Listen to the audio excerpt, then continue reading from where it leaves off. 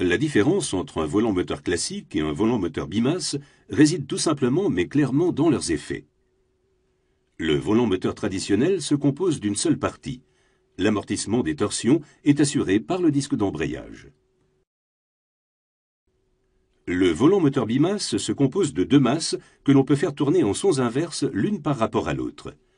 Le système d'amortissement étant intégré dans le volant bimasse, on utilise généralement un disque d'embrayage sans amortisseur de torsion. Le Damped Flywheel Clutch, DFC sous sa forme abrégée, est une forme particulière de volant bimasse. Sous la forme d'un simple et unique module composé de pièces prémontées en adéquation les unes avec les autres, ce type de volant bimasse, dit compact, est constitué du volant moteur bimasse, du disque d'embrayage et du mécanisme.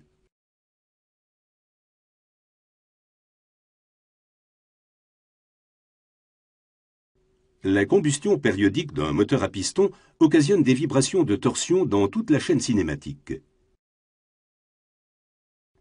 Dans les modèles équipés d'un volant moteur conventionnel, avec disque d'embrayage et amortisseur de torsion, les vibrations sont en marche à vide, directement transmises à la boîte de vitesse, sans aucun filtrage.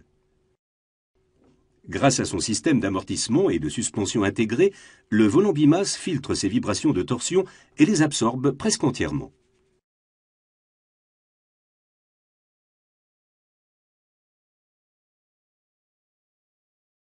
Un volant bimasse standard est constitué d'une part d'une masse primaire avec une couronne démarreur côté moteur et d'autre part d'une masse secondaire pourvue de fente radiale prévue pour le refroidissement de l'embrayage côté boîte de vitesse. Les deux masses d'inertie sont reliées entre elles par un système de ressort d'amortissement et peuvent tourner en sens inverse l'une par rapport à l'autre grâce à un roulement à billes rainuré ou un palier lisse. La masse primaire est vissée au vilebrequin. Elle englobe, avec le couvercle primaire, un corps creux qui constitue le canal de guidage des ressorts. Ce sont les ressorts en arc qui font la particularité du volant moteur bimasse. Logés dans des glissières, ces ressorts se trouvent dans le canal de guidage. Les glissières permettent de guider correctement les ressorts en arc, tandis que le graissage du canal réduit la friction entre ressorts et glissières. Le couple est transmis au disque secondaire par l'intermédiaire du flasque dont les becs trouvent leur prise entre les ressorts en arc.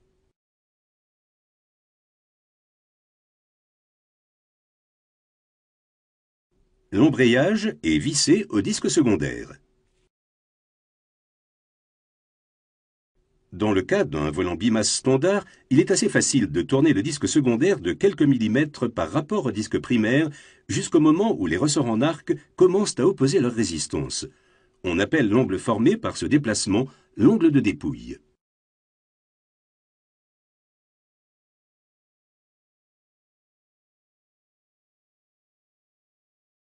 Certains volants bimasse comptent un dispositif de friction supplémentaire, le disque de frottement.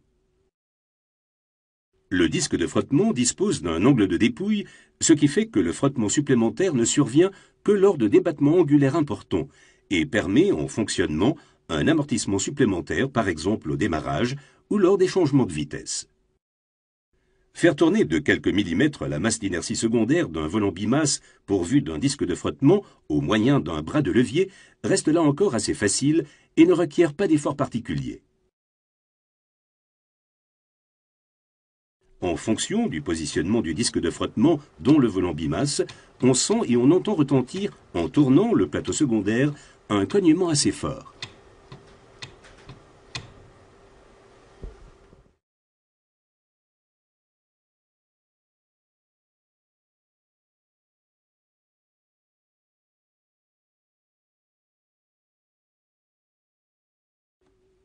Avant de remonter le volant bimasse, vérifiez toujours l'état d'un volant moteur. Voilà un volant bimasse équipé d'un grand roulement à billes. Vérifiez que le volant bimasse ne montre pas, au niveau du roulement, des fuites de graisse ou une coloration d'origine thermique.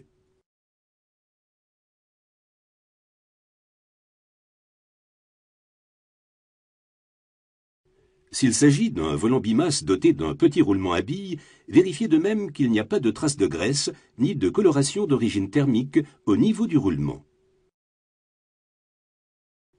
Sur les volants bimasse équipés d'un capteur de régime moteur, les dents ne doivent en aucun cas être abîmées ou déformées.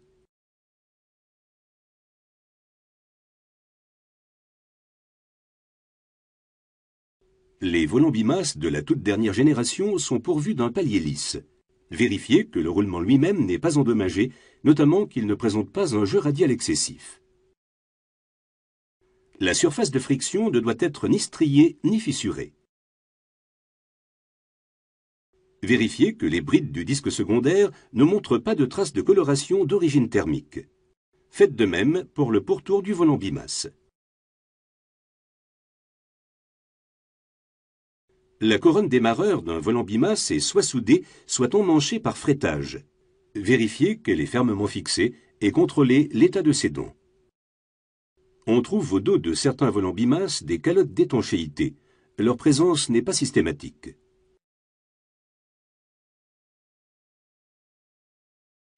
Vérifiez que la graisse ne s'échappe ni des calottes d'étanchéité, ni des orifices. Les poids d'équilibrage situés au dos sont généralement soudés au disque primaire. Vérifiez la bonne tenue de tous les poids d'équilibrage. Le détachement éventuel des poids d'équilibrage se remarque à la visibilité des points de soudure. Il existe également des volants bimasse sans poids d'équilibrage. Dans ce cas, l'équilibrage est assuré par une réduction des matériaux.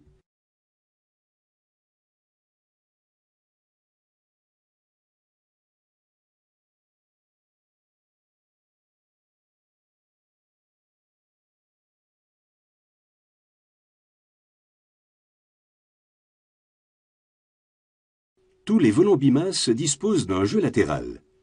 Ce jeu latéral ne doit toutefois pas être important au point de voir les volants d'inertie primaire et secondaire se heurter l'un à l'autre.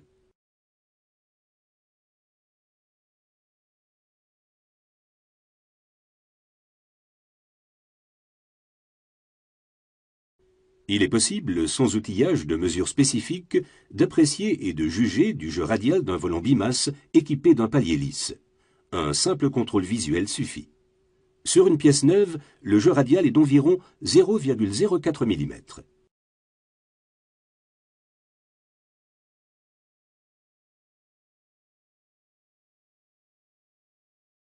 Seuls les volants bimasse équipés d'un palier lisse présentent une mobilité axiale du volant d'inertie secondaire.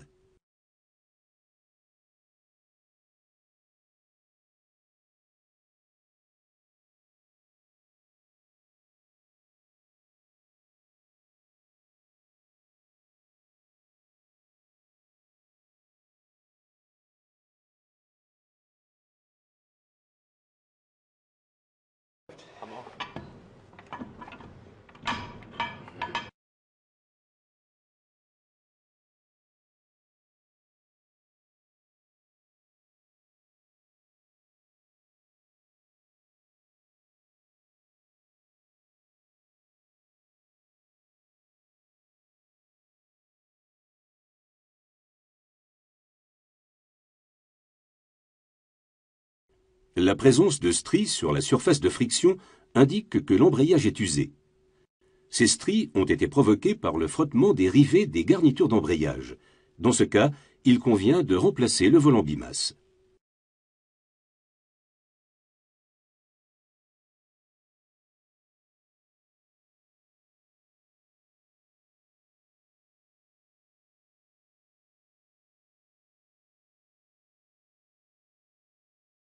Des traces de surchauffe ponctuelles, appelées hotspots, n'appellent pas le remplacement du volant bimasse.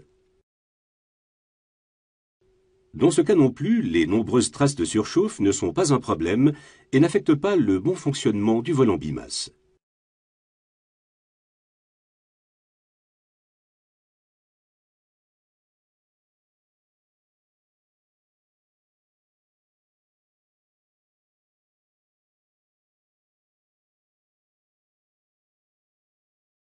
Si des fissures apparaissent clairement sur la surface de friction, il est indispensable de remplacer le volant bimasse.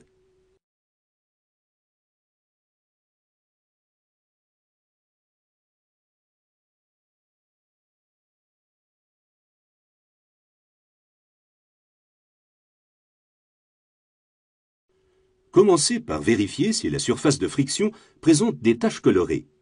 Une coloration jaune tirant sur l'or, telle qu'elle apparaît dans le cas présent au niveau des rivets, révèle une charge thermique moyenne. La coloration des brides, ici en bleu violacé, est un signe de forte charge thermique. Le cas échéant, il convient de mesurer la concavité du volant.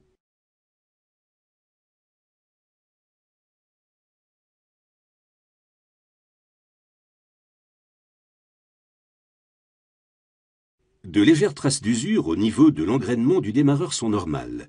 En revanche, ici, l'endommagement de la couronne dentée requiert le remplacement du volant bimasse. La déformation des dents de l'anneau-capteur peut perturber le bon fonctionnement du moteur.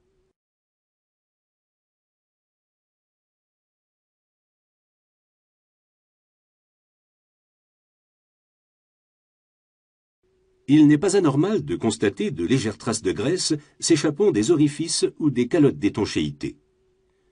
En revanche, s'il y a environ 20 grammes ou plus de graisse dans le carter, remplacez le volant bimasse.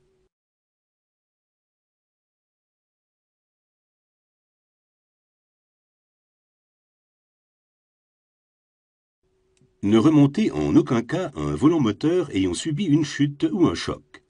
En dehors des dommages visibles, il peut y en avoir d'autres au niveau du roulement ou d'autres composants qui, une fois le volant moteur remonté et remis en fonctionnement, peuvent entraîner la défection prématurée de ce dernier.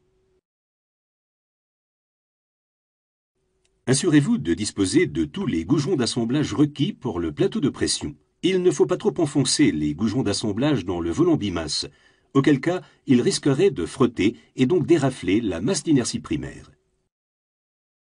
Attention à ne pas utiliser pour l'embrayage des vis trop longues. Elles auraient pour inconvénient de taper contre le volant primaire, générant de ce fait des bruits importants dans le véhicule ou de provoquer la défaillance du volant bimasse. Ne rectifiez jamais la surface de friction d'un volant bimasse. Ne lavez jamais le volant bimasse dans une machine à laver les pièces. L'eau y pénétrerait et rendrait la graisse inefficace.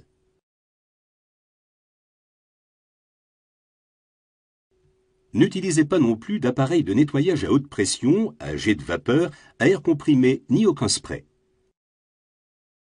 Pour le nettoyage des surfaces de friction, utilisez exclusivement un chiffon imbibé d'un solvant pour graisse. Le détergent ne doit en aucun cas pénétrer à l'intérieur du volant bimasse. Utilisez toujours des vis neuves de la marque d'origine, en observant le mode de vissage prescrit par le constructeur automobile.